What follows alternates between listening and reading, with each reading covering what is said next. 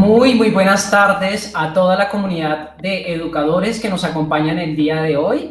Muy buenas tardes a toda la comunidad educativa que nos está acompañando desde el día de hoy, entre docentes, directivos docentes, coordinadores, rectores, familias y demás actores educativos que se han unido a este día, precisamente acompañándonos a nosotros como Ministerio de Educación dentro de esta alianza con Parque Explora y la OEI, para llevar a cabo una serie de conferencias en el marco de Contacto Maestro, que de alguna u otra manera nos dan a entender cómo poder implementar y mejorar las prácticas frente al enfoque educativo STEM. El día de hoy tenemos a cuatro grandes invitados el día de hoy. De la Corporación Parque Explora nos está acompañando un gran amigo, un gran compañero y un gran aliado del Ministerio de Educación, Andrés Roldán. Él es director de la Corporación Parque Explora y también es director del Planetario de Medellín. Hace poco fue nombrado como miembro de la Junta Directiva de la Asociación de Centros de Ciencia y Tecnología, y él nos va a estar acompañando y moderando esta sesión del día de hoy. Entonces, precisamente hoy tenemos también a tres compañeros que ya Andrés nos va a comentar cuáles son estos grandes invitados. Ellos nos van a comentar cuáles son como esas experiencias o esas prácticas exitosas y esas experiencias significativas que se pueden desarrollar en diferentes contextos, tanto rurales como urbanos, en la implementación del enfoque STEM. Entonces, en este momento le doy la palabra a nuestro gran amigo Andrés Roldán para que pueda hacer la apertura de este evento, y bienvenido, Andrés.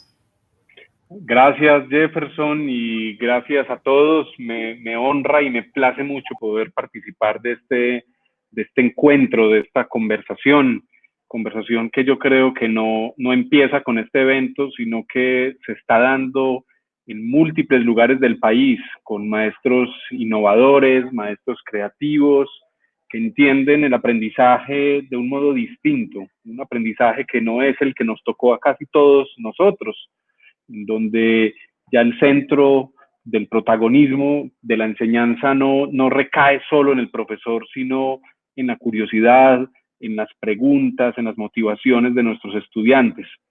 Hay que decir que el mundo está cambiando, y está cambiando a un ritmo trepidante. Vivimos en medio de una pandemia en donde de alguna manera nuestros canales de conversación, de encuentro, de comunicación se ven afectados, pero también vivimos en un mundo donde la información fluye como el agua por múltiples canales, y en donde los estudiantes tienen que enfrentar para el futuro e incluso para el presente, tener capacidades para transformar, para aprender en el entorno en el que se encuentran, con las condiciones que hay, y aquí el rol de los maestros termina siendo determinante. El significado que antes tenía entender algo de física, de matemáticas, de ciencias sociales, ya no es el que nos tocó a nosotros, sino que es uno que se hibrida con la vida digital, con el mundo real, y que de alguna forma nos obliga a tener otro tipo de prácticas y otras maneras de entender el aprendizaje. La educación STEM está teniendo cambios radicales en el mundo, y para algunos de los asistentes seguro no es secreto que aprender ya implica desarrollar estrategias provocadoras de parte de los maestros que estimulen el aprendizaje, la curiosidad de los estudiantes, el trabajar por proyectos en donde las prácticas de esos proyectos tejen interdisciplinarmente las ciencias sociales, la biodiversidad, bueno, un enorme conjunto de situaciones, pero con unas condiciones particulares. El lugar donde vivimos, que puede ser la ruralidad, que puede ser la ciudad, que puede ser la calle, y desde ahí aprovecharnos de esa curiosidad de los estudiantes para hacer proyectos con los estudiantes que conecten las diferentes disciplinas del conocimiento y estimulen a los estudiantes a ser ellos creativos. A mí me gusta creer como en una visión de cómo sueño yo un colegio, digámoslo así, en nuestros tiempos, en unos tiempos exigentes, cómo lo veo yo en una imagen sencilla. Y digamos que me gusta utilizar estas dos metáforas. Imagino colegios en donde los colegios se parezcan más a museos, o sea, yo dirijo un museo y como que permeo todas las actividades de mi vida con verlo siempre todo como un museo. Entonces imagino que un colegio puede ser un lugar que exhiba en sus corredores, en sus salones, en las paredes de la fachada del edificio, el talento de los estudiantes, con proyectos artísticos, con proyectos científicos, con proyectos de diseño, con proyectos de ingeniería, que de alguna forma son la respuesta a sus visiones del mundo. La segunda imagen con la que imagino yo la educación va a cambiar en el tiempo es que aspiro que los estudiantes se gradúen no solo con calificaciones, sino que se gradúen con portafolios que exhiban la colección de intereses, de motivaciones que a lo largo del proceso de aprendizaje los estudiantes están viviendo y están teniendo. En ese sentido, pues hoy vamos a tener una conversación de maestros que están haciendo la diferencia, maestros que creen en el talento de sus estudiantes y han inventado formas de transformar su salón de clase, su colegio, en el lugar en el que se encuentran, en ocasiones con grandes limitaciones, pero que están movidos por el deseo de darle al estudiante el protagonismo, estimulando su exploración y su curiosidad. La sesión de hoy la hemos llamado Maestros que estimulan la exploración, y básicamente lo que tenemos son prácticas de STEM más A, en donde se puede vivir un aprendizaje distinto tanto en la ruralidad como en la ciudad para crear nuevos caminos, nuevos rumbos que estimulen ese despertar de capacidades que tienen nuestros jóvenes y que los va a proyectar sin duda alguna a elegir caminos en su vida como carreras profesionales, vocaciones, hobbies y talentos nuevos con los cuales van a construir y sin duda alguna hacer una vida, pues además de más feliz, una vida más productiva, una vida más enriquecida. Entonces, para el día de hoy tenemos a 3 maestros a los que quiero invitar, se nos unan a esta conversación, me pueden ayudar ahí.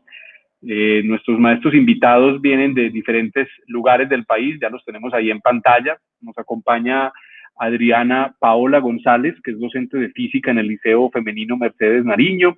Ella fue premio Compartir, maestro STEM del 2019 con su proyecto PRIN Ciencias. La ciencia es cosa de chicas. Tenemos a Adilson Milton Barahona, docente de tecnología e informática en la institución educativa Sagrado Corazón de Jesús. Es premio Compartir Maestro Ilustre en el 2019 con su proyecto Tecnoambiente. Y tenemos a Luis Emiro Ramírez, docente de tecnología e informática y matemáticas en la institución educativa Avenida El Caraño. Fue nominado el Global Teacher Prize en el 2019 con su proyecto Agromática. Entonces, bueno, bienvenidos, queridos profes, bienvenidos a este espacio, bienvenidos a esta conversación. Hoy nos están viendo, pues, profesores de todas partes del país, profesores que quieren también cambiar la educación, que quieren también ser innovadores en el lugar en el que se encuentran y recoger historias que les ayuden también a ellos a mejorar sus prácticas. Entonces, para el día de hoy vamos a plantear esta dinámica de conversación. Les he pedido a los profesores, a quienes ya les voy a dar la palabra para que nos saluden y nos cuenten un poco de ellos. Cada uno de ellos va a hacer una presentación de 7, 8 minutos, donde nos van a contar un poco sus visiones y las prácticas que están haciendo con sus estudiantes, y después de eso vamos a entrar a una conversación. En esa conversación vamos a hacer preguntas y los asistentes que están en este momento en Facebook Live podrán hacernos sus preguntas en vivo y en directo, y yo trataré pues de transmitirlas en este conversatorio, o por lo menos integrar preguntas que hagan de esta jornada amena, divertida, entretenida pues en este momento. Entonces, bueno, voy a dar la palabra, cada uno pues los voy a presentar, cada uno va a tener su espacio. Entonces quiero que iniciemos con Adriana Paola González. Entonces, Adriana Paola, bienvenida, me alegra mucho que estés aquí, me encanta verte, ya te he visto en otros momentos, en otros espacios también, siempre eres una voz inspiradora para muchos y siempre estás de ejemplo en todas partes. Entonces, bueno, te voy a dar la palabra para que porfa nos empieces a contar tus experiencias y tus prácticas, y si quieres una breve presentación de dónde vienes y dónde estás antes de arrancar, estaría muy bien. Tienes la palabra. Vale, gracias. Pues no, súper emocionada de estar acá. viendo en el Face tanta gente que se conecta de tantos lugares de Colombia, porque pues esto llama a muchos profes. Muy feliz y agradecida por la invitación. Soy profesora del Liceo Femenino Mercedes Nariño, ya como me presentaste, y en el área de física, ¿no? ¿En qué lugar del país trabajas? ¿Dónde? Cuéntanos solo eso antes de que arranques. Bogotá. Trabajo En en Bogotá. en la localidad Rafael Uribe, que da al suroriente de Bogotá. Por la Caracas al sur, más fácil conocer la Caracas. Bueno, entonces mi proyecto es PinCiencia, la ciencia es cosa de chicas, y está relacionado con STEM y género. Es un área que me encanta, que me apasiona, pero que es nueva para mí. Si la ciencia es cosa de chicas, pero ¿qué vemos acá? Podemos ver muchísimos hombres. Yo fui profesora de universidad durante 16 años antes de entrar al distrito, y como profe de ingenierías para muchos hombres en ingeniería mecánica, en ingeniería de sistemas, pero era una realidad para mí que no me cuestionaba. Aquí, si yo les pudiera preguntar, si me pudieran contestar, ¿a qué hombres reconocen? La mayoría iría a todos, tanto colombianos como no nacionales, pero son unas figuras que seguramente reconocemos. Luego entré a trabajar al colegio femenino distrital, de los pocos que hay en Bogotá, y me empecé a hacer la pregunta, ¿por qué no hay mujeres en las carreras donde soy profesora? ¿Por qué no las hay? Bueno, ¿será que es lo que pasa? Pues vienen las chicas, las reconocen, tienen un nombre para estas mujeres. Estas mujeres están representando a muchas mujeres colombianas. Estas mujeres han estado trabajando en diferentes áreas de ciencia, tecnología, ingeniería, matemáticas, artes, literatura, muchas mujeres. Cuando yo veo a todas estas mujeres y digo, ¿por qué nuestros niños y nuestras niñas no las reconocen tan fácilmente como reconocimos a nuestros hombres de la primera diapositiva? Estas mujeres tienen, además de una cara, un nombre, una profesión, una familia, una vida que deberíamos poder tener cercana para que sean referentes de nuestras niñas. Nuestras niñas necesitan mujeres cercanas, mujeres de carne y hueso, que den ese ejemplo para poderlas seguir. Esos modelos femeninos es una de las fallas que hay gigantes, no solo en Colombia, a nivel mundial, para que las niñas no ingresen a estudiar carreras en ciencias. Así como las niñas no las conocen, nosotros tampoco, ¿cierto? O sea, estas caras para nosotros tal vez sea la primera vez que muchos las vean. Estos nombres de mujeres científicas en diferentes áreas, tal vez nunca los habíamos visto y tal vez nunca habíamos necesitado conocerlas. Es ahí. ¿Por qué es importante darle un nombre a esas caras? Es importante porque muchas niñas no ingresan a estudiar carreras STEM debido a que no hay esos referentes femeninos. Pero hasta octavo grado, el 74% de las niñas, o sea, 7,5 niñas de 10, demuestran interés en áreas STEM. Les gustan las ciencias, les gusta, disfrutan hacer preguntas, los experimentos, y estamos desperdiciando esas edades para despertar las vocaciones científicas. Pero en octavo grado, alrededor de los 13 o 14 años, solamente el 0,4% de las niñas decide seguir una carrera profesional o una carrera superior en STEM. O sea, no alcanza a ser media niña, es el zapato de una niña. A mí esta imagen me causa mucho asombro. ¿Qué pasa? ¿Por qué? ¿Por qué sucede esto?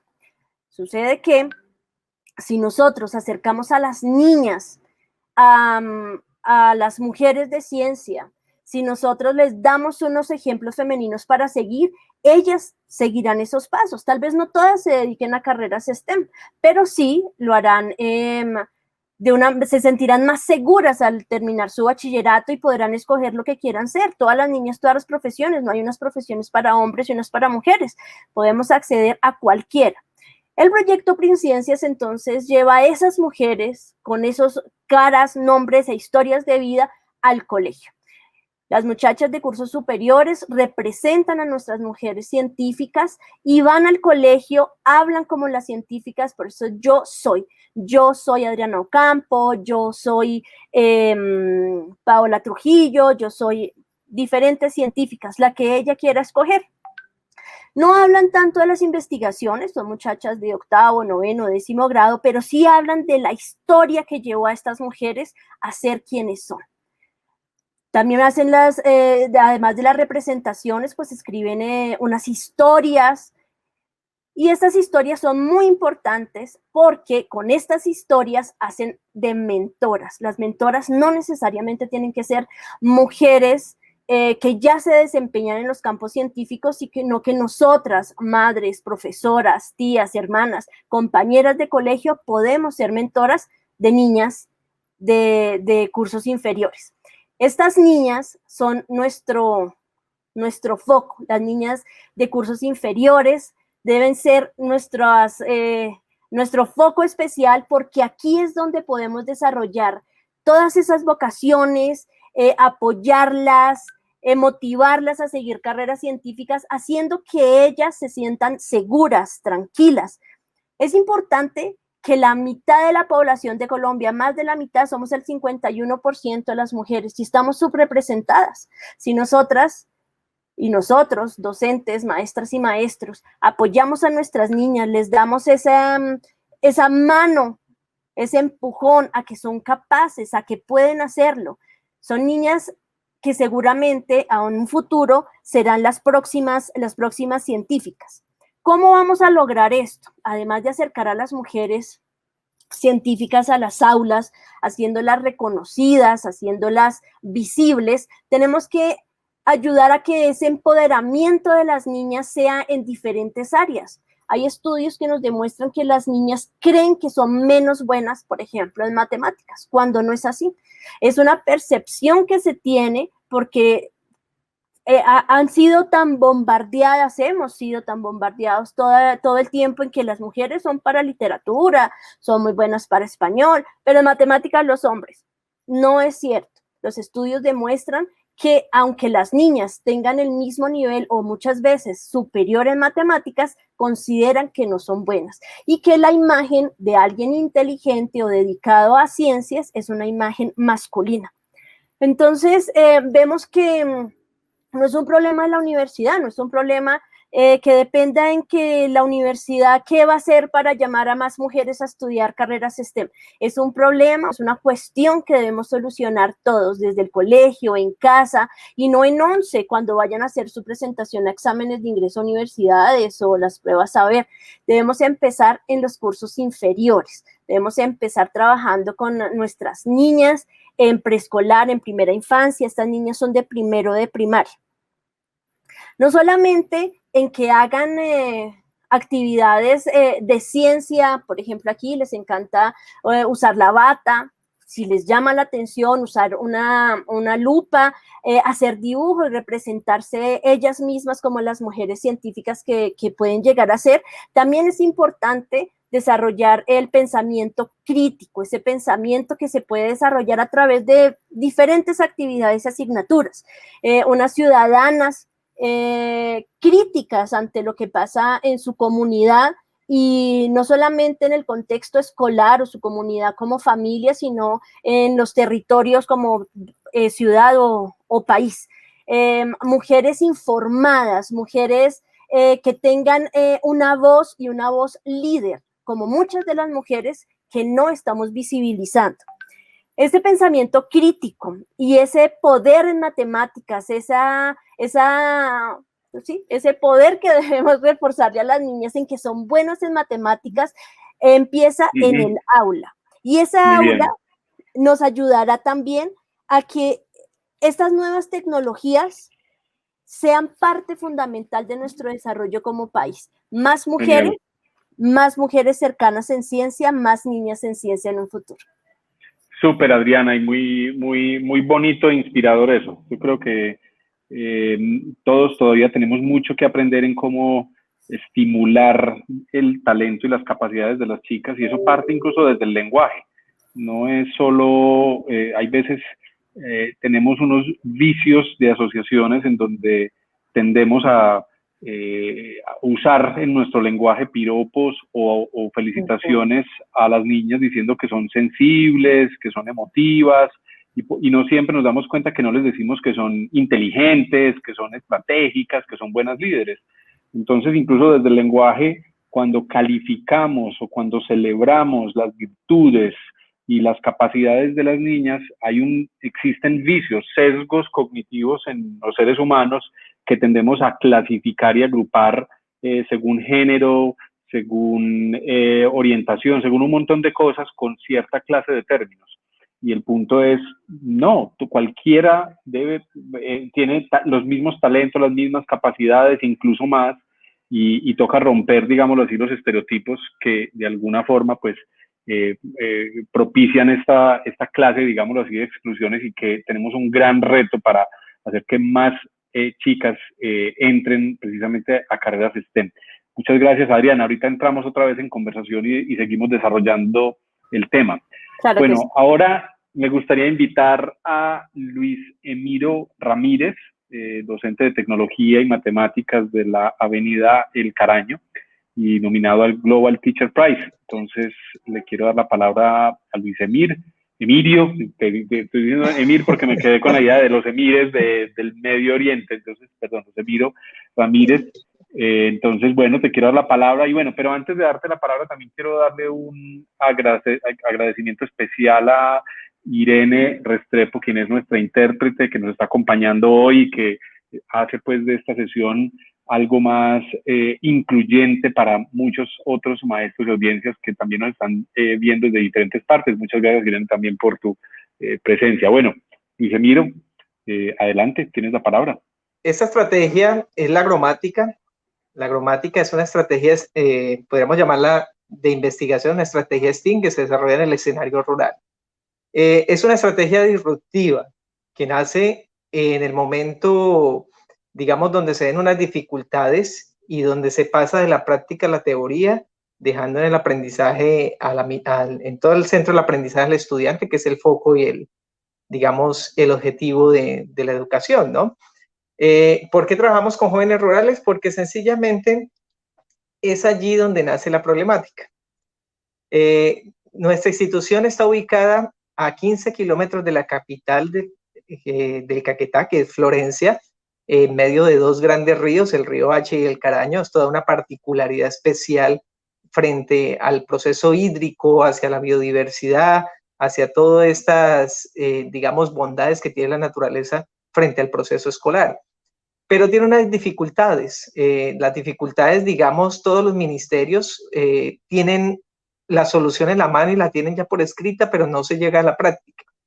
Tenemos dificultades de brechas digitales, de la gran, digamos, diferencia que existe entre lo urbano y lo rural.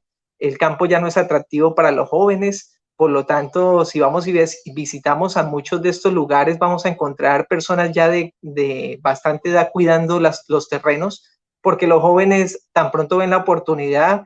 Si el papá les regala 5 hectáreas, ellos prefieren venderlas para comprarse una moto, irse de mototaxi o a ensayar oportunidades a la ciudad, pero se olvidan que esas 5 hectáreas pueden ser una empresa, y eso genera un gran problema a nivel del campo.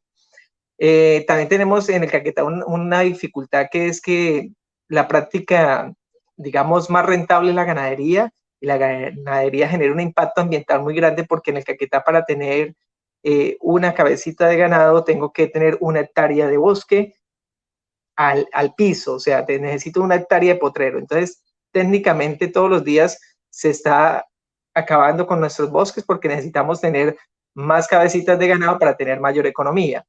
Eso lo hacemos porque no entendemos que los cultivos son productivos, y fuera de eso, pues eso genera una dificultad más adelante para el proceso de lo que es la equidad y la paz, pues porque sencillamente en el campo no se conoce de la equidad. Estamos muy diferenciados. Esta dificultad pues la traducimos como la deprivación sociocultural, que es sencillamente ese momento en que el joven se siente privado de llegar a la ciudad y ser, por ejemplo, el médico, el arquitecto. Ellos no se sienten en capacidad de ocupar estos cargos y pues sencillamente ahí nace el problema. ¿Qué pasa en la institución? Ya existía un biolaboratorio sistémico. El biolaboratorio sistémico nos dice que cualquier espacio puede ser un laboratorio de exploración e investigación. Y esto nos abre la pauta a algo muy especial, que es comenzar a jugar con los muchachos y el pensamiento de los muchachos. Ahí es donde la agromática coge estos 7 principios davincianos y comienza a decirle, hey, tú no puedes dejar de ser curioso, tienes que seguir siendo curioso porque hay que seguir soñando. Todo lo que pienses y llegues a dudar de él, hay que investigarlo. Pero ojo, no lo puedes seguir viendo solo con los ojos, hay que utilizar los oídos, la percepción ampliada, tener una nueva visión de las cosas. Pero lo más importante es que la pregunta te va a llegar a una incertidumbre y una duda. Esa duda se va a llamar esfumato. Y ahí cuando llegue el esfumato, hasta ahí el trabajo de los docentes. Nosotros no podemos solucionar las dificultades de los muchachos, tenemos que dejarlos que ellos las solucionen. Entonces la agromática encuentra en el esfumato una particularidad donde hay que llevar a los muchachos a la duda y dejarlos ahí con la duda. Y entonces después viene el proceso sistémico donde el arte y la ciencia tienen un matrimonio, una corporalidad de la naturaleza y donde todo es un gran sistema. Por lo tanto, estos principios tienen una ventaja que va a ser posterior a que el estudiante comienza a hacer su investigación, por eso hablamos de un método de investigación, el método científico, y hace los pasos del método científico, pero con una particularidad que es que se vuelve un investigador con unos instrumentos ya listos. Esos instrumentos son, digamos, instrumentos como el poder de la indagación, que es una tabla donde yo comienzo a preguntar y entender que la hipótesis que yo tengo no es la misma de la de mis papás, la de mis vecinos, la de los demás. Todo el mundo va a tener una hipótesis distinta, pero la investigación me va a dar certeza de cuál es la hipótesis más adecuada. Luego viene un análisis fisiogénico, que es analizar físicamente las cosas y el producto, cómo la naturaleza va haciendo unos cambios físicos de los ambientes. Y luego viene el organoléptico, que es utilizar todos nuestros sentidos, los órganos como tal, para poder explorar más a profundidad, de forma cualitativa, que después lo volvemos una cuantía, los datos de esta investigación. Y es ahí donde sencillamente la agromática encuentra dentro de ese análisis fisiogénico y organoléptico una forma de hacer un análisis estocástico y lograr hacer simulaciones a través del Excel, Infostat, Atlas-T, de todos los datos y comenzar, por ejemplo, a analizar 2 planticas de tomate donde el chico quiere ver una variable especial y comienza a hacerle a uno algo diferente que a la otra y una se va a llamar control y la otra le va a colocar variable, no sé, le va a colocar música, por ejemplo, y comienza a hacer la investigación sobre esas plantas y a mirar las diferencias que tienen. Esto también lo aplicamos en el contexto del río, recordando que tenemos 2 grandes ríos, hacemos análisis de caudal y otras situaciones en el río, buscando que ellos se hagan preguntas obviamente ligadas a este nuevo ambiente, que es un aula de clase. El río para nuestra institución es un aula de clase, es un biolaboratorio sistémico. Y esto va ligado obviamente a una contextualización metodológica, que es el aprendizaje basado en proyectos, porque la institución trabaja sobre el aprendizaje basado en proyectos desde el constructivismo social. Le metemos ese método científico y hacemos una transposición didáctica y esta mezcla nos genera una solución a través de la tecnología. Y esas soluciones a través de la tecnología, como ustedes pueden observar aquí en la imagen, nos permite desarrollar múltiples dispositivos. Dispositivos para medir desde la humedad, a crear incubadoras, hacer procesos de simulación, hasta llegar a dispositivos que terminan siendo únicos en el mundo, como el medidor de clorofila, el medidor de nitratos, el medidor de la sucarosa. Y esto nos va llevando, digamos, a poco a que todo se vuelva un gran proceso donde sencillamente los otros docentes entran a aportar, a apoyar, y ese enano se va volviendo grande, una estructura maravillosa, y esos dispositivos también van haciendo que los chicos rompan ese principio, se rompan unos paradigmas, logren un principio de equidad y se lleven la mentalidad de que se puede soñar y que para un agromático no existe lo imposible, que todo es posible. Y lo logran desde la ruralidad, obviamente con unos fines muy, muy bonitos para el resto de Colombia. Gracias. Especial eso, un agromático.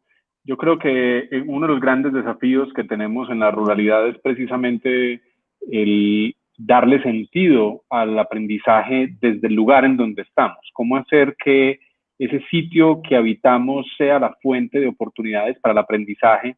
Y evidentemente, pues, la mezcla entre tecnología y agricultura es algo que abre un espectro, pues, muy distinto. Muchas generaciones nuevas que han crecido en el campo se muestran resistentes o no quieren seguir el camino de sus padres, quizás algunos campesinos, y quieren como otro tipo de experiencias, y obviamente también están viviendo la transformación digital que hoy vivimos en todo el mundo. Entonces, combinar lo mejor de los dos universos resulta una idea muy inteligente. El contexto nos ayuda a decir quién dijo que la revolución 4.0 no ocurre también aquí, ocurre también en este lugar, en este espacio, y al mismo tiempo pues podemos, además de descubrir la naturaleza, el entorno en el que estamos, las propiedades pues del campo, ser también programadores, desarrolladores, que pensamos, digámoslo así, pues en cómo resolver problemas de maneras distintas. Muy bonito también el recorrido por las ideas de Leonardo, ¿no? El artista, el ingeniero, el científico, el diseñador se juntan, que finalmente son las 4 formas de expresión, digámoslo así, de la creatividad e innovación humana. Pues me parece una visión bonita para conectar y abrir el espectro de posibilidades. No se trata de aprender disciplinas separadas, sino de estimular el desarrollo de proyectos que integren saberes que van desde la biología, la tecnología, la ciencia, el diseño, etcétera. Muy bonita la experiencia, Luis Emiro, y pues muy especial eso, pues muy merecido además del nombramiento que te hicieron en el Global Teacher Prize, así que pues fantástico, pues como lo que estás haciendo, y buenísimo poder conocer esas experiencias. Ahorita entramos, si quieres, en la conversación y en las preguntas que haremos a los demás. Fantástico. Bueno, quiero darle ahora la bienvenida a Adilson Nilsson Barahona, que es el docente de Tecnología e Informática de la institución educativa El Sagrado Corazón de Jesús, y también premio Compartir Maestro Ilustre en 2019 por el proyecto de Tecnoambiente. Bueno, ¿cómo estás, Adilson? ¿Cómo te va? Hola, ¿qué tal? Muchísimas gracias. Un saludo con todas las personas que están conectadas y muchísimas gracias. Contento con esta invitación y aprendiendo de los compañeros y también compartiendo un poco de lo que hemos hecho desde Nariño. Bueno, bienvenido y tienes toda la palabra. El público es tuyo. De otras cosas, no olviden, pueden poner algunas preguntas ahí en el Facebook. Yo trato de hilar algunas de las preguntas.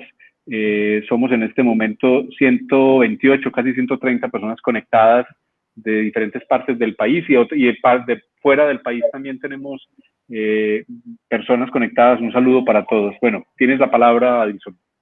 Bien, la presentación está funcionando bien. No alcanzo a mirar de acá. ¿Sí? Sí la vemos, está bien.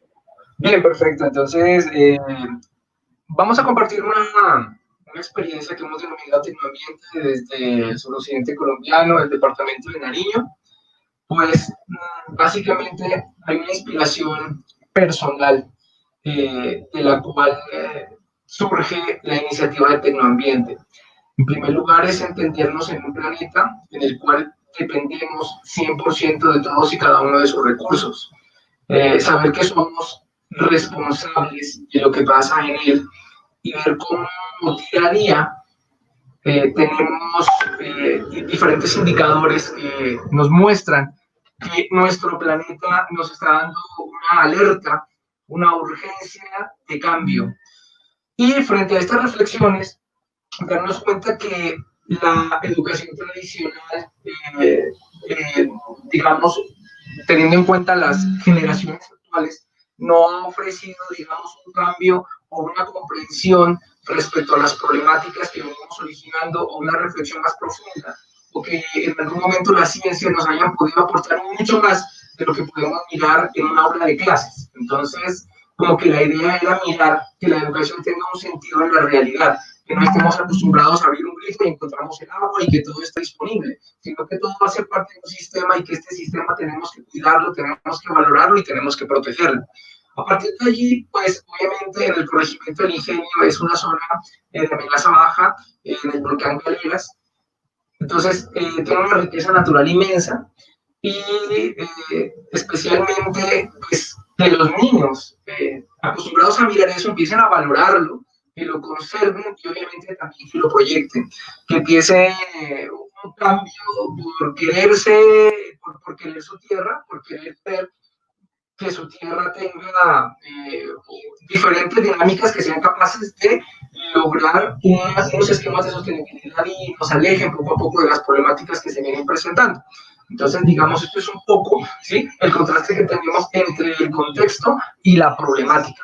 Entonces, todas estas actividades derivadas de las actividades agropecuarias entran a ser parte dentro de la reflexión de la propuesta Tecnoambiente.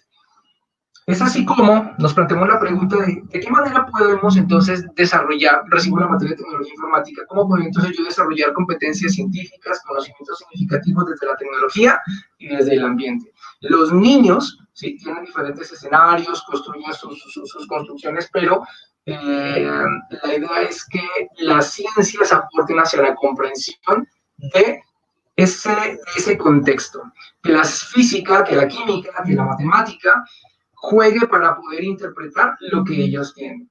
De esta forma que ese conocimiento sea significativo. Y de esta misma manera que los niños empiecen a entenderse dentro de su contexto y de esta forma lo puedan valorar. Es así como en esta propuesta entra el concepto de ambiente, derivado del desarrollo del proyecto ambiental escolar PRAE. En este concepto de ambiente, ¿de qué se trata? De que los estudiantes integren los tres sistemas fundamentales: el sistema natural, reconociendo sus ecosistemas; el sistema cultural, donde ellos empiezan a ver cuáles son los comportamientos respecto a este sistema natural; y el sistema social es, bueno, cómo la sociedad regula estos comportamientos de las personas respecto a los impactos que se han generado en el sistema natural. Si podemos entender eso, vamos a poder entender con mayor facilidad cuáles son los problemas que se nos están presentando en el contexto. Entonces, vamos a encontrar que tenemos un impacto derivado de nuestros comportamientos culturales y cómo estos están afectando. Entonces, tenemos la producción de panela, tenemos la caña de azúcar, la dinámica de la quebrada en el río, el café, en fin, múltiples escenarios muy ricos en conocimientos, ricos en ciencias, pero que han sido poco reflexionados por la institución educativa y que esta propuesta entra a hacer reflexión al respecto. Tres ejes fundamentales para trabajarlos con los estudiantes: la ciencia, la técnica y la tecnología. La ciencia, la técnica y la tecnología en cada uno de los elementos del entorno ambiental. Y cómo estos, al sumarse, al investigarlos, al dialogarlos, al contraponerlos, al contrastarlos, me generan una riqueza conceptual, una riqueza contextual, y esta riqueza es para los niños. Entonces son los niños los que se convierten en protagonistas de descubrir qué es lo que tenemos en el corregimiento del ingenio y cuáles son estas problemáticas. Empezamos a hacer procesos de investigación. En el colegio pues contábamos con 2 o 3 computadores y ahí empezamos a utilizar los computadores para sistematizar y empezar a trabajar todas y cada una de estas líneas, que son algunas de las líneas que los niños escogen, porque tienen muchísimos elementos, como podemos ver, de donde pues retomar. Entonces el trabajo pedagógico se refiere a una aula invertida, a un aprendizaje basado en problemas, donde estos aprendizajes no tienen un solo espacio de socialización. Los estudiantes empiezan a socializar sus trabajos en diferentes escenarios, unos internos, otros entre cursos, entre niveles de cursos, y hay unos niveles mucho más elevados donde son las ferias institucionales. Estos chicos, al conocer las problemáticas y al integrar la tecnología, empiezan a generar diferentes tipos de propuestas y de respuestas a las problemáticas. Estas respuestas que dan solución a las problemáticas encontradas son fruto de su creatividad, de su ingenio y de la investigación que también ellos han hecho. Por ejemplo, aquí tenemos un ejemplo que me parece increíble, que es el nuevo carro recolector ecológico separador inteligente de residuos sólidos. Eso solo está en la mente de un niño. Es increíble cómo ellos, al analizar y tener esta perspectiva, empiezan a generar estas ideas. Aquí tenemos otro ejemplo, donde ellos empiezan con el dibujo, las maquetas, empiezan a trabajar todos estos elementos hasta poder lograr diferentes tipos de prototipos. En las ferias tecnológico-ambientales, que son los espacios donde nosotros socializamos todos los proyectos que se trabajan, es donde empezamos a compartir no solamente la investigación, la profundización sobre la investigación, sino también las apuestas de solución. Esto nos ha generado que los estudiantes sean los protagonistas que hayan tenido diferentes escenarios, que hayan sido reconocidos y que hayan empezado a valorar cada vez más y más su contexto. Algunos de los logros de la educación STEM pues, han sido los premios que hemos ganado en concursos nacionales, tanto el año anterior como este año. Entonces, más o menos, digamos, esa es la propuesta que hemos desarrollado desde Tecnoambiente. Muy bien, pues excelente y fantástico. Y bueno, también felicitaciones por los magníficos logros y premios. Me gusta mucho algo que con lo que redondeaste ahí, y es que el proceso de aprendizaje no solamente es qué información construyen los estudiantes para descubrir y resolver en sus problemas, sino también es ese momento social de compartir la experiencia, ese tener que escribir un documento que justifique todo. Entonces, la clave de los proyectos STEM es hacer que el mismo proyecto lleve al estudiante a escribir, a ser creativo, a integrar diferentes saberes, a tener un despliegue social para contarle a los demás lo que aprendió. O sea, ese es el rol del diseñador de experiencias de aprendizaje. Fabricar un camino, un recorrido que en cierta forma haga que cada paso el estudiante tenga que desplegar una habilidad, un esfuerzo nuevo para escribir, para investigar, para consultar, para integrar, para trabajar colaborativamente, para contar y ponerse en escena y contar el proceso. Y de esa manera, de alguna manera, el estudiante desarrolla de manera muy orgánica una serie de habilidades. Yo creo que la naturaleza no tiene la culpa de los planes de estudio de muchos colegios, y en realidad la naturaleza está mucho más integrada. El proceso creativo es igualmente integrado, integrando diferentes saberes. Entonces, pues fantástica la apuesta. Pues yo creo que aquí tenemos tres magníficos ejemplos de tres puntos de vista particulares. Adriana nos hablaba de equidad, y equidad entendida como cómo cambiamos estereotipos, paradigmas para reconocernos, reconocer a las niñas distintas con sus capacidades y sus destrezas, y de que también ellas son transformadoras del mundo, y que en la medida en que desde muy temprano se lo crean, pues vamos a tener un espectro de oportunidades más grandes. La experiencia de Luis Emiro, que además es una experiencia en donde la reflexión es cómo en el lugar en el que estamos el mundo llega. O sea, lo importante no está ocurriendo en otro lado ni en otro espacio, no, lo importante está ocurriendo aquí.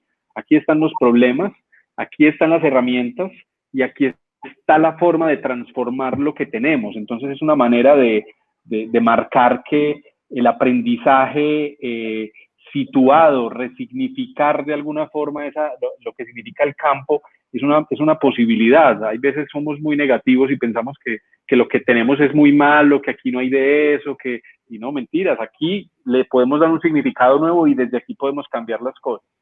Y Adilson tiene una idea muy bonita que es también sobre el tema ambiental, ¿cierto? Cómo la conciencia ambiental y los problemas ambientales son una ruta sobre la cual un aprendizaje basado en problemas, los estudiantes pueden ir recorriendo un camino, y en ese camino hacen algo de ingeniería, hacen algo de divulgación, hacen algo de apropiación del territorio, de descubrimiento del territorio, y finalmente tienen una experiencia activa. Entonces, todos son casos de un aprendizaje activo, pero fíjense que ese aprendizaje activo no es simplemente aprender información, aprender cosas, es desarrollar valores, principios que en forma especial exaltan el rol que tenemos en el lugar en el que estamos para crear oportunidades, para transformar. Y yo pienso que un colegio tiene todas las posibilidades de transformar una comunidad, un territorio, una ciudad misma, con la creatividad y el estímulo de los estudiantes.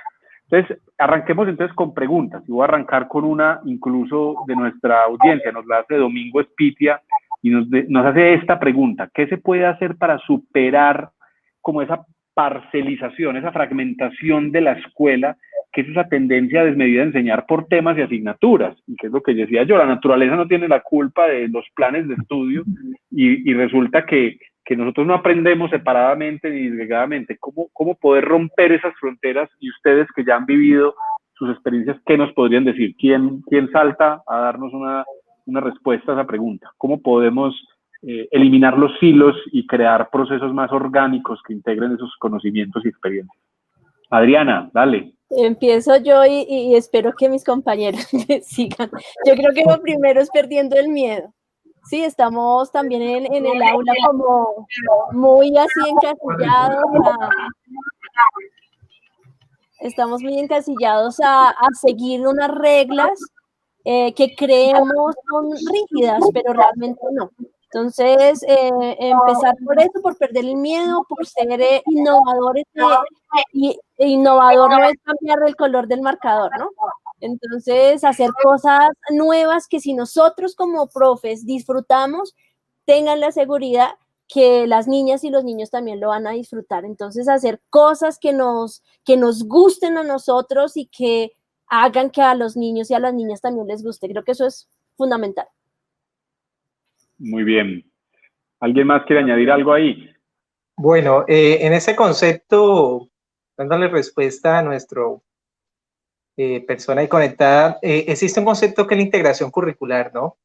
Esta integración curricular permite que todas las asignaturas se enfoquen en un eje, que puede ser un tema del contexto, un eje familiar, por ejemplo, la cocina de la abuela, o el mismo hecho de analizar matemáticamente los residuos de la luz, de los servicios públicos. Bueno, esa integración curricular nos permite, digamos, a la institución nos ha permitido, porque acá hay una experiencia muy bonita de una docente, Janet Chávez, que ha hecho una integración curricular muy, digamos, a la mano de la comunidad. Y nosotros como institución educativa también hemos hecho el proceso de hacer esa integración, enfocándonos más a la situación del emprendimiento, a la situación de la generación de ideas, de poder postular, digamos, soluciones a las situaciones que los muchachos viven a diario, y pues nos ha permitido avanzar.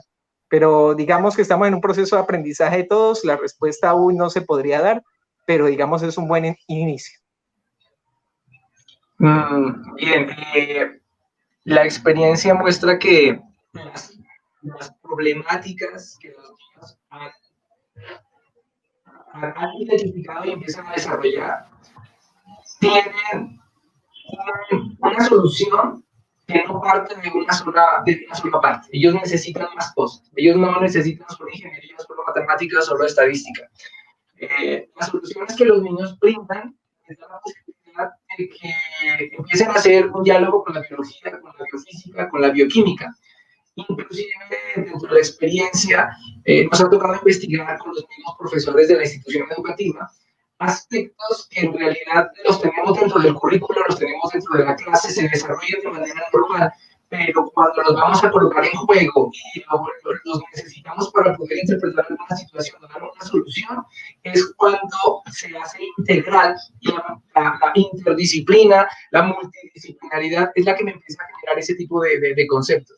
Entonces, creería que desde mi experiencia, los problemas no se solucionan desde una sola arista y existe esa multidimensionalidad para poder dar una solución y para que sea mucho más efectiva poder entender desde las diversas materias. Entonces, aquí no se suma solamente el profesor de tecnología informática, sino que se abre la posibilidad que en un proceso institucional que todos empiecen a aportar desde las diferentes áreas. Entonces, yo creo que ese es un punto muy importante, que el estudiante lo conoce, lo asimila, dice, profe, pero no hace falta esto. Entonces, investiguemos. Entonces, vamos con el experto, hacemos una salida, utilizamos, digamos, alguna llamada, algún amigo, alguien que nos empiece a apoyar desde diferentes tipos. Entonces, digamos que eso es muy rico, tanto para ellos como para uno como maestro, y obviamente, pues, los jóvenes ahí se enganchan de una manera diferente a una asignatura totalmente tradicional, Andrés. Sí, ahí yo creo que hay dos ideas o tres que exalto lo que están diciendo, y es que, pues, lo primero definitivamente es, hay que atreverse, mejor dicho, el camino fácil es hacer lo que siempre hemos hecho, ese es el camino más fácil, pues, dar la clase como siempre la hemos dado, con el pensum y el currículum que dicen que supuestamente tenemos que enseñar, y siga el libreto, pues, ahí como siguiendo un instructivo, pues, ahí. Pero la otra es decir, salirse de esa zona de confort, de ese territorio seguro en donde yo tengo todas las respuestas y que la respuesta la tiene la guía, el libro, el programa académico del año, y más bien asumir. Y yo creo que hay una idea bonita, pues, en lo que ustedes están diciendo, y me gusta mucho lo que dijo Adilson ahí, y es como asumir nuestra propia vulnerabilidad, asumir nuestras limitaciones. Yo no me las sé todas. ¿Y qué? O sea, aquí vamos juntos. O sea, el maestro está es no para hacer la respuesta de todas las preguntas. El maestro no es Google, ¿cierto? Pero es como un orientador que invita al paseo de la aventura de aprender y de descubrir, y cuando no sabemos la respuesta, pues busquemos quien la sepa y traigamos a eso, porque finalmente en la escuela también hay un poder grande, y es que cuando ustedes como maestros convocan a ese empresario que queda cerca al colegio y que saben de procesos de hacer quesos o de procesos agrícolas o de manufactura, esa persona se va a sentir honrada de ayudarles y de apoyarlos y decir, yo tengo elementos que les pueden ayudar al proyecto en el que están. Entonces, no somos los dueños de todas las respuestas, pero sí somos los guías en el camino, y eso es muy, muy potente. Y lo segundo, y lo dijo ahí Luis Emiro y también Adilson, todos, pues, es que yo sé que para muchos, y seguramente ustedes me dirán si eso no era historia de ustedes mismos, nos ha tocado empezar como lobos solitarios, ¿cierto? El colegio no entiende estas prácticas, ellos no son, pero yo estoy empezando a experimentar primero con mis estudiantes. Y la gran revolución que tenemos que provocar nosotros es hacer que este tipo de experiencias no sean como el talento del maestro creativo aparte, sino el sistema de cómo debemos trabajar como colegio. O sea, esto no es un problema de qué profesor es líder o no, sino de que cuáles son las condiciones en nuestra cultura escolar para que esto pase no de manera aislada por un profesor más aventajado, sino como parte de la cultura de colegio, en donde ahí sí podemos ayudarnos más unos a otros, porque la interdisciplinaridad de la que estás hablando es, yo no sé, tengo las respuestas, pero tengo un compañero que es biólogo, venga, ¿por qué no nos juntamos y me ayuda a que saquemos estos proyectos adelante?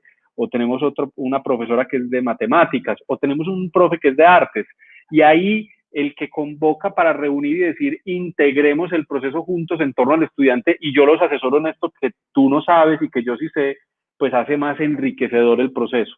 Y eso implica romper las barreras de cómo nos hemos relacionado, porque también una cosa son el pensum dividido en disciplinas y otra cosa es los maestros entre sí divididos también entre disciplinas. El de física que nunca habla con el de español y el de español que nunca habla con el de tecnología y el de tecnología que no habla nunca con el de matemáticas. No, tenemos que crear procesos donde todos somos coequiperos en torno a los proyectos de los estudiantes.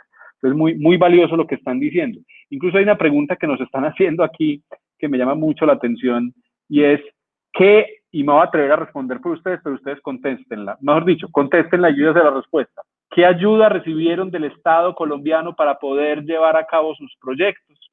¿O cada uno de ustedes hizo el esfuerzo para llevarlo a cabo? A ver, ¿cómo hubo un Estado que les dijo, así hagan la tarea, así yo les ayudo, y yo les financio, y yo les patrocino? ¿Sí fue así? A ver, Luis Emiro. Bueno, listo, ¿no? Es bastante complejo, y eso es lo curioso, digamos, de las prácticas de los docentes, ¿no? Nosotros, pues, inicialmente como docentes sabemos que tenemos que romper esa indefensión de que si no hay recursos no hacemos nada. Pues no, el docente cuando quiere se arriesga y busca la forma. Gracias a Dios, digamos, aquí en el Caquetá, pues, han existido oportunidades que, pues, digamos, son muy cortas, pero han sido buen inicio. Digamos, nosotros acá tuvimos la oportunidad a nivel investigativo con el programa Ondas Colciencias de tener algunos recursos para iniciar nuestras investigaciones, pero se quedan cortos a la dinámica de trabajo. Digamos que no existe una política que le permita decirle el Estado al docente, arriésguese, siga adelante sin miedo, pero nos toca, digamos, a veces finalizar procesos porque hasta ahí llega el bolsillo del docente y la vaca de los estudiantes. Entonces, es curioso la forma que cuando se quiere, se hace. Eso no hay una restricción. Digamos que esa es como la berraquera del docente y obviamente una facultad humana, ¿no? Así es. Y bueno, yo ahí tengo que exaltar algo muy importante que está ocurriendo en este instante, y es que desde el Ministerio de Educación estamos tratando como de construir una visión educativa STEM. Y yo creo que es poner en palabras lo que ustedes ya están haciendo, ¿cierto? Es poner esa visión integradora de saberes, de trabajo por proyectos, ponerla en el foco, ¿cierto? Yo creo que esto nos va a ayudar con el tiempo, porque ya necesitamos que las secretarías de educación estimulen procesos que agilicen esta clase de procesos, proyectos como Ondas, o ferias de ciencia y tecnología, o aliados que nos ayuden a incorporar las prácticas, porque solos hay veces no sabemos cómo. Pero yo creo que el punto es definitivamente saber que hay otro mundo posible. Y hay que decir una cosa, yo me atrevo a decir esto, estoy seguro que ustedes trabajan más de lo que trabajaban antes, ahora, pero también estoy seguro que se lo pasan mucho mejor en los proyectos que están haciendo ahora que los que hacían antes, ¿cierto? Total. Sí, así es. Así es, yo quiero agregar algo que decías Andrés y bueno, decían los compañeros, y no es necesario el recurso económico, pero sí el recurso de pasión y amor, ¿sí?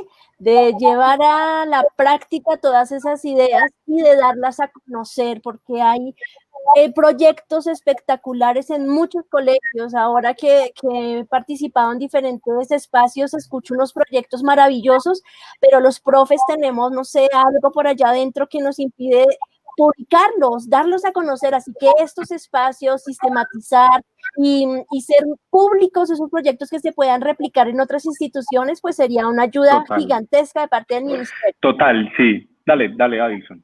Bien, sí, me gustaría complementar algo que es muy importante.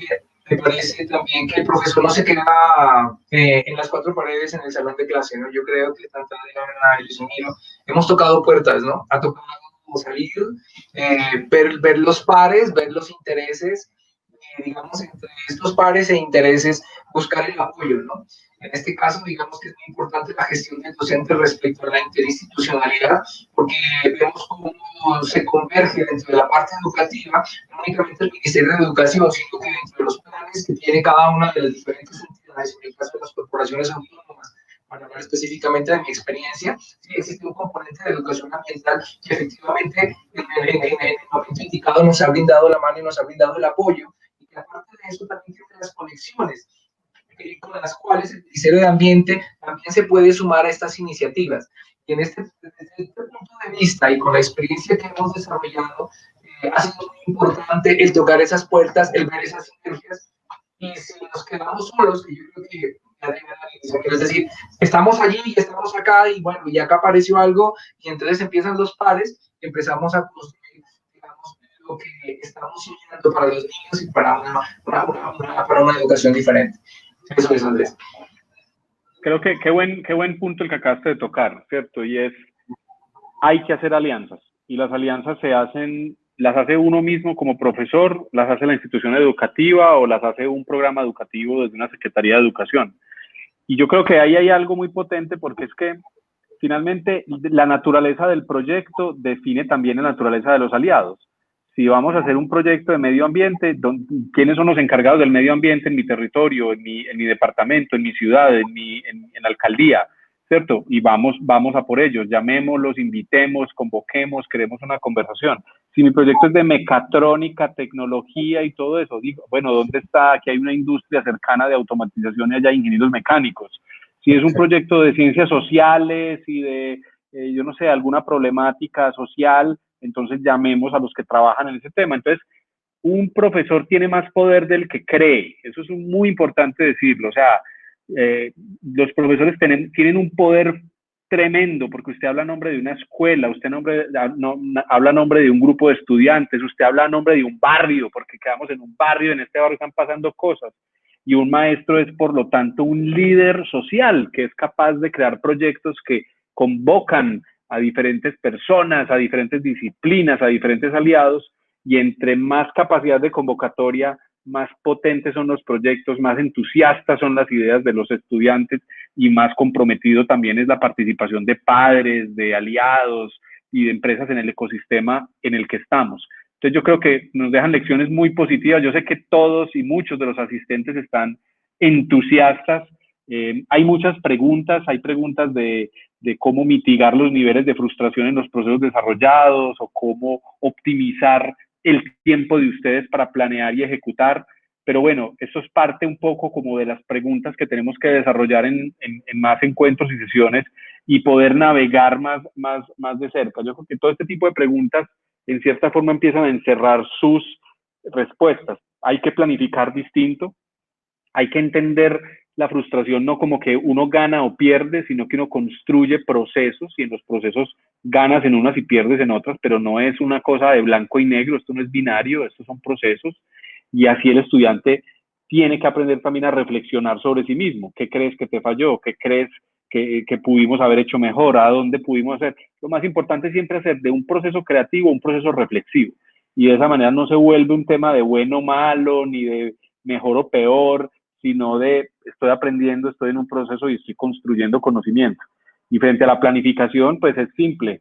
Tenemos que hacer que nuestras prácticas como maestros se parezcan a las prácticas de nuestros estudiantes. ¿Cómo hacer que pensar esto como proyectos de vida también nuestros es una realidad posible?